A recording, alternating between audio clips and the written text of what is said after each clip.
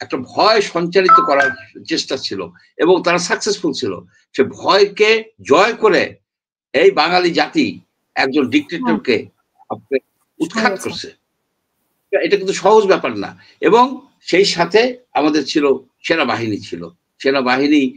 সেনাবাহিনী না থাকলে এই বিজয় এত সহজে আপনার অর্জন করা সম্ভব হতো না। আপনার অনেকবার সেনাবাহিনী সরকারের সাথে থাকে নাই, তখন সেই সরকারের পতন হয়েছে। এই সেনাবাহিনী তারাও জোড়া যোদ্ধা ইনস্টিটিউশন হিসেবে। তারা যদি এই শেখ হাসিনার পেছনে শক্তভাবে দাঁড়ায় যাইতো, আজকে আপনারা এই কথা বলতে পারতেন না। আজকে আমরা হয়তো নিখোঁজ হয়ে যেতাম কিংবা খুন হয়ে যেতাম। কিন্তু সেনাবাহিনীকে আপনার জন্য ধন্যবাদ দেই। তাদেরকে যারা যে কটূক্তি করে, নানাবিধ গালাগালি করে, এটা করে, ইট টিট খুলে ফেলবে, তাদের প্রতি আমি ঘৃণা জানাই। সেনাবাহিনী একমাত্র ইনস্টিটিউশন এখন ইনট্যাক্ট আছে, তাকে আপনার হেয় করা ঠিক হচ্ছে না। এটা একটা আমার একটা অবজারভেশন আমি বললাম। মানবাধিকার তারা গাজায় যায় না কেন? গাজায় যায় না কেন? এই মানবাধিকার কমিশন গাজায় যায় তারা করে না কেন? যেখানে শিশুদের প্রতিনিয়ত শিশুদের মারা হয়, সেখানে খাবারের লাইনে আইনা বাধ্য করে আইনা পাখির মতো গুলি করে মারা হয় না, পাখির মতো গুলি করে মারা হয়। সেখানে করে না কেন তারা?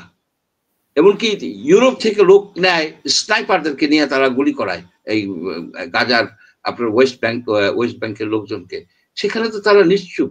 কবি তখন নীরব হয়ে যায় কেন? 14 দলের কারো সাথে নির্বাচন কমিশন বসেছে, তো সেখানে জাতীয় পার্টিকে ডাকা হয়নি। তো আপনার কি মনে হয় যে 14 দলের কিছু কিছু দল বা 14 দলই আসলে নির্বাচন করার সুযোগ পেতে পারে কিনা, এরকম কোন সিদ্ধান্ত জানেন কিনা? হলো কি যে জুলাই সনদ নিয়ে অনেক হইচই হলো, সেটা বহুত কিছু হলো। জুলাই সনদের কথাটা আনতেছে এই কারণে যে আপনার পরে ক্লিয়ার হবে এই বিষয়টা। জুলাই সনদে কত পার্সেন্ট দল আছে যারা ভোটারকে রিপ্রেজেন্ট করে? 25-30% মতো লোক আছে, মানে ভোটারকে রিপ্রেজেন্ট করে। সেই 25টা দলই আছে, এই বিএনপি, জামাত এবং কিছু ছোট ছোট দল। বাকি যে লোকজন, যেমন আওয়ামী লীগ, জাতীয় পার্টি, কমিউনিস্ট পার্টি, বিভিন্ন দল আছে, তাদেরকে আনা হয় নাই। এবং কিছু লোক আছে তারা কোনো দলই সাপোর্ট করে না। এখন কিন্তু বহু লোক আছে তারা দলবিহীন, দলের প্রতি তারা প্রত্যেক দলকেই তারা এখন ঘৃণা করে। রাজনীতিবিদরা চোর, এইসব কথা কিন্তু তারা ওপেনলি বলে অনেক লোকই। এখন 25 বা 30% লোকের সম্মতি নিয়ে আপনি একটা জুলাই সনদ করলেন। আওয়ামী লীগের একদিন যখন আসবে, আওয়ামী লীগ বা জাতীয় পার্টি, এই জাতীয় পার্টি, তারা বলবে কি জুলাই সনদ আমরা মানি না, আমাদেরকে তোমরা ওখানে ডাকাও নাই, আমাদের মতামত নাও নাই, আমাদের সিগনেচারও নাও নাই। তাহলে জাতীয় কি ঐক্য হইল? আপনার এই যে এই ইলেকশন কমিশন জাতীয় পার্টিকে ডাকে না, জাতীয় পার্টি বলবে যে তোমার সব আইন আমি মানি না ইলেকশনের সময়। এখানে আমাদের যে দূরদৃষ্টি সম্পন্ন লোকজন নাই। এখানে হচ্ছে আপনি যখন ঐক্য করবেন, সবাইকে নিয়ে ঐক্য করবেন, শত্রু মিত্র সবাইকে নিয়ে ঐক্য করবেন। আপনার আওয়ামী লীগকে ডাকা উচিত ছিল। তারা এই সময় সনদ তৈরির সময় তাদের মতামতটা কি ছিল? তারা কি অনুশোচনা করে? আপনি তাদেরকে বাদ রাখছেন। তাদেরকে বাদ রাখার ফলে যে জিনিসটা হয়েছে, তারা কোনো একটা দিন আসবে বলবে কি আমি তো ওইটার মধ্যে ছিলাম না। তাদেরকে আনা উচিত ছিল, আইনে তাদেরকে সাইন করানো উচিত ছিল যে তোমরা সাইন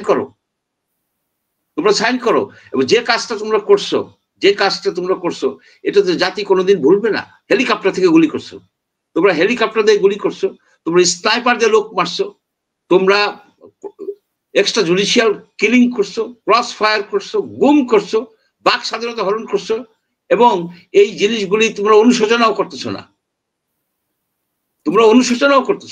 জিনিসগুলিকে তুলে ধরতে হবে।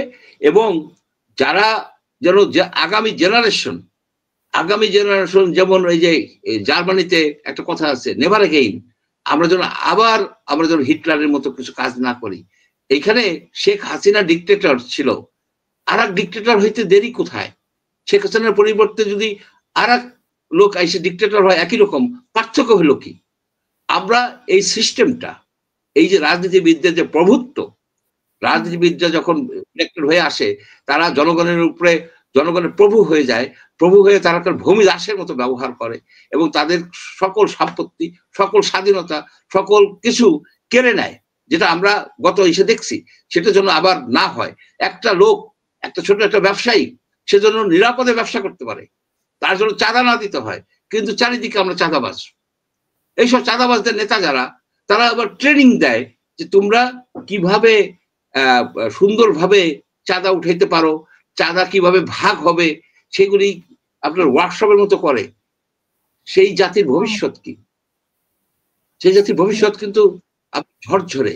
যে ওয়ার্কশপ করে যে চাঁদা উঠে কে কত পার্সেন্ট নিবা, তারাই তো এমপি হবে, তারাই তো মিনিস্টার হবে, তারাই তো আমাদেরকে বক্তব্য রাখবে যে আপনারা সবাই ভালো থাকেন।